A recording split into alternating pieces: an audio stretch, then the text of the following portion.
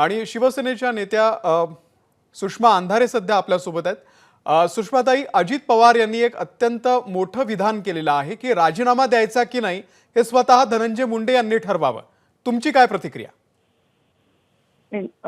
राज्याचे सन्माननीय उपमुख्यमंत्री तथा धनंजय मुंडे ज्या पक्षामध्ये आहेत त्या पक्षाचे अध्यक्ष आणि त्या पक्षाचे सर्व असणारे अजितदादा, खरं तर यांच्या भूमिका या खूप संदिग्ध वाटतात।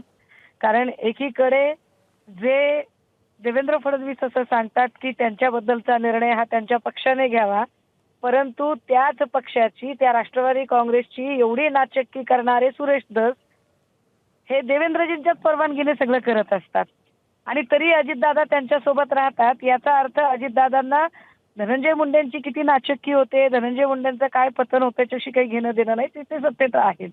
आणि आता जेव्हा ते इनडायरेक्टली असं सांगतायत की मी सिंचनच्या वेळेला मी राजीनामा दिला होता, आता धनंजयला द्यावा वाटत नाही, त्याला काय करावं, याचा अर्थ त्यांना धनंजय मुंडेंचा राजीनामा तर हवा आहे, मात्र आपण त्या पापाचे भागीदार होऊ नये, किंबहुना आपण धनंजय मुंडेंच्या मागचा असणारा जो पर्टिक्युलर समुदाय असेल त्या समुदायाच्या नजरेत आपण खलनायक होऊ नये यासाठी ते सावध भूमिका घेत असावे असं विचार करायला जागा आहे। बर सुषमाताई, आपण सविस्तर प्रतिक्रिया दिली त्याबद्दल आपले आभार।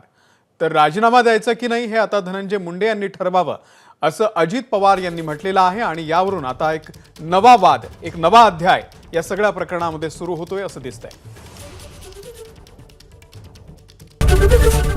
एबीपी माझा, उघडा डोळे बघा नीट।